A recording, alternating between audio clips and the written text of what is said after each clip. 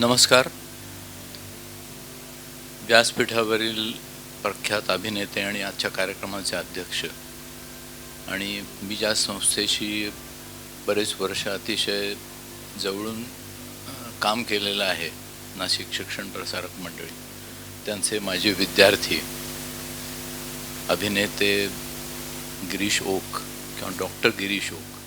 त्यांना डॉक्टर म्हणताना एक वेगळा आनंद मला मिळतो, कारण डॉक्टर पेशामधली अनेक नावं अशी मला माहिती आहेत की ज्यांनी डॉक्टरकी सोडून उरलेल्या क्षेत्रांमध्ये अतिशय उत्तुंग यश मिळवलं आहे. त्याच्यापैकी ते आहेत. मी जेव्हा कॉलेजमध्ये होतो त्यावेळेला डॉक्टर जब्बार पटेल, डॉक्टर मोहन आगाशे हे आमच्या BJ मेडिकलच्या वेगवेगळ्या नाटकांच्यामध्ये सहभागी असायचे. आणि आज आपण पाहतो की ही सगळी मंडळी खूप वेगळ्या लेव्हलला या क्षेत्रामध्ये जाऊन पोचलेली आहे. तर त्यांच्यानंतरच आय थिंक डॉक्टर गिरीश ओकांचंही असंच प्रथित यश अभिनेते म्हणून सगळ्यांना निश्चित परिचय आहे. व्यासपीठावरील उरलेले मान्यवर, समोर बसलेले सर्व मान्यवर आणि बंधू भगिनींनो, जीवन गौरव पुरस्कार कोणाला दिला की त्यांनी रिटायर व्हावं असं नॉर्मली समजलं जातं. नाशिकमध्ये सगळे मिळून एक 50 कन्सल्टंट्स त्यावेळेला होते. त्या दिवसांपासून आता मी आलो त्यावेळेला नाशिकमध्ये मी चौथा ऑर्थोपेडिक सर्जन होतो आणि आता नाशिकमध्ये 250 ऑर्थोपेडिक सर्जन्स आहेत. तर ह्या वरून आपल्याला अंदाज आला असेल की जिथे 50 कन्सल्टंट असलेलं हे छोटं गाव होतं, तर आता नाशिकमध्ये आणि नाशिक रोडमध्ये मिळून 2000 पेक्षा जास्त वेगवेगळे स्पेशालिस्ट डॉक्टर नाशिकमध्ये प्रॅक्टिस करत आहेत आणि नाशिककरांची सेवा करत आहेत. तर ज्या पद्धतीने गेल्या 48 वर्षामध्ये नाशिकची वाढ झाली आहे, त्या वाढीमध्ये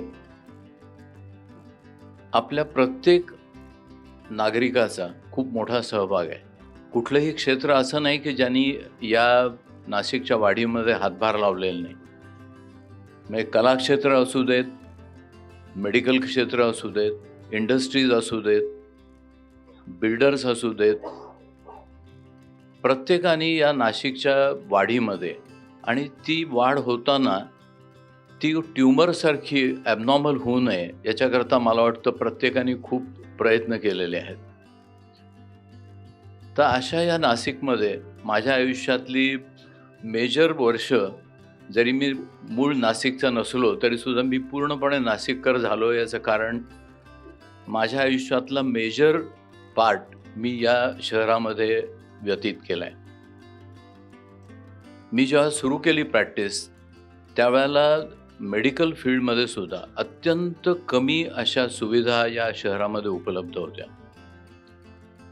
म्हणजे अगदी साधं उदाहरण द्यायचं झालं तर ऑक्सिजन सिलेंडर की जो लाईफ सेव्हिंग असतो,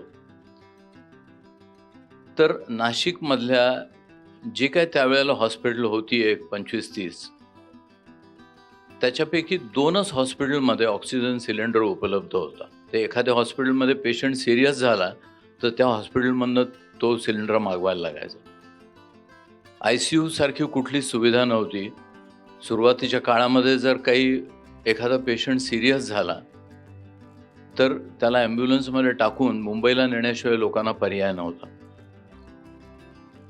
कधी कधी अगदीच जवळ जर तुमची ओळख असेल तर HLचं जे हॉस्पिटल होतं, हिंदुस्तान एरोनॉटिक्सचं, हे त्यावेळेला त्यातल्या त्यात जरा जास्त सुविधा असलेलं हॉस्पिटल होतं. तिथे जाऊन कधी कधी लोकांना आपला इलाज करून घ्यायला लागायचा.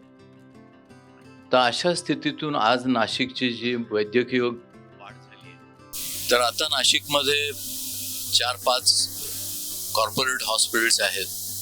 डॉक्टर्स लोकांनी एकत्र येऊन चालू केलेली अनेक कॉर्पोरेट स्टाईलची हॉस्पिटल्स आहेत आणि सर्व प्रकारच्या शस्त्रक्रिया, सर्व प्रकारच्या सुविधा असलेली नाशिकमध्ये अनेक हॉस्पिटल्स आज लोकांच्या सेवेमध्ये उभी आहेत. तर ही जी काही वाढ झाली आहे, तर ही खरोखरच कौतुकास्पद आहे.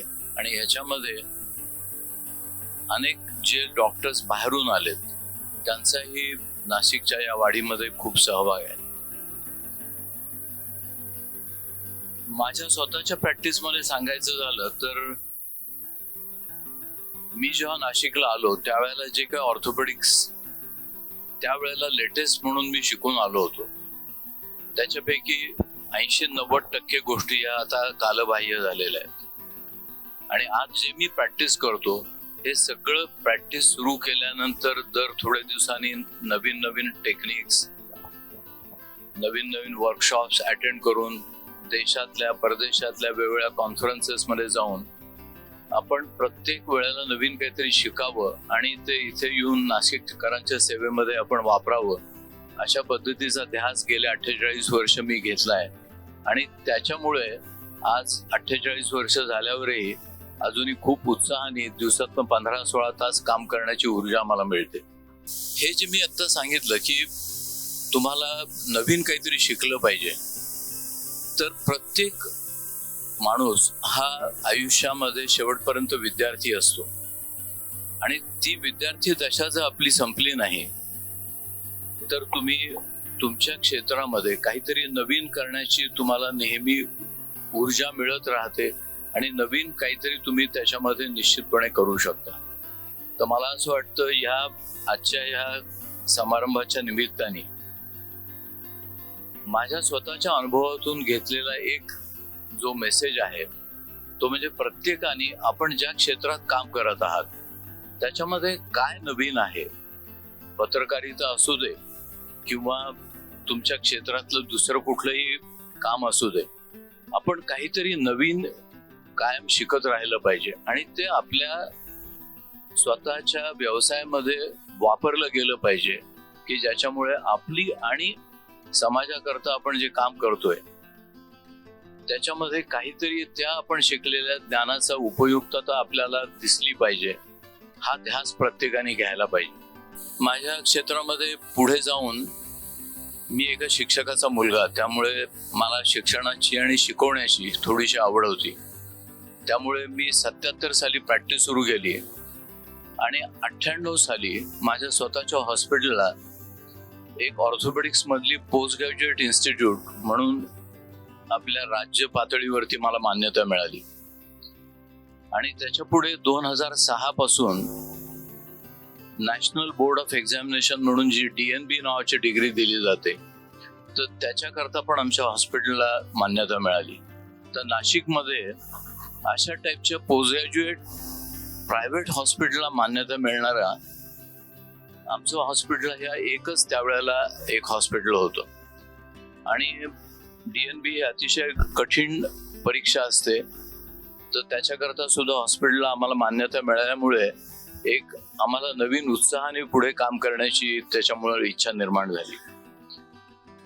तर 1998 पासून तर आता 2025 पर्यंत ऑलमोस्ट 90 ऑर्थोपेडिक सर्जन्स आम्ही आमच्या हॉस्पिटलमधनं शिकवून त्यांना ट्रेन करून समाजाकरता उपयोगी पडावेत म्हणून आम्ही त्याला शिकवून बाहेर पाठवलेलं आहे.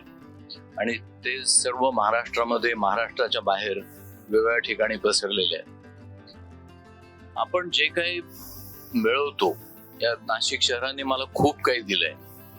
तर एक वाक्य मी नेहमी लक्षात ठेवतो की you make your living bye what you earn. म्हणजे तुम्ही तुमचा चरितार्थ चालवता ते तुम्ही त्यात ज्यात आर्थिक जे काही मिळवता त्याच्यामधनं, परंतु you make your life by what you give and this giving is to the society.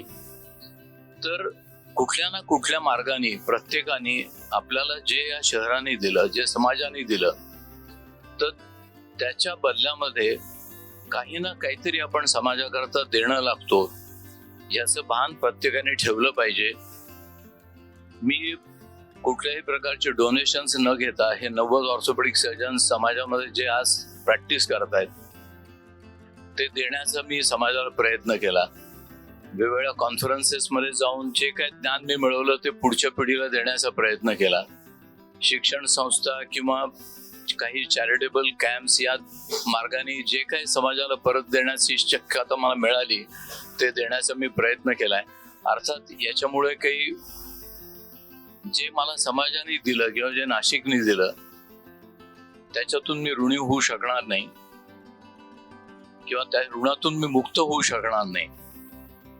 अजूनही परमेश्वर कृपेने जी काही एनर्जी मला मिळेल त्यातनं जे काही समाजाकरता करता येईल ते करण्याची या कार्यक्रमाच्या निमित्ताने मी माझी इच्छा व्यक्त करतो. मला बोलवून माझा हा पुरस्कार देण्याकरता माझी निवड केली याबद्दल नाशिककर आणि महानगर ग्रुप यांचा मी आभार मानतो आणि माझे 2 शब्द संपवतो. थँक्यू.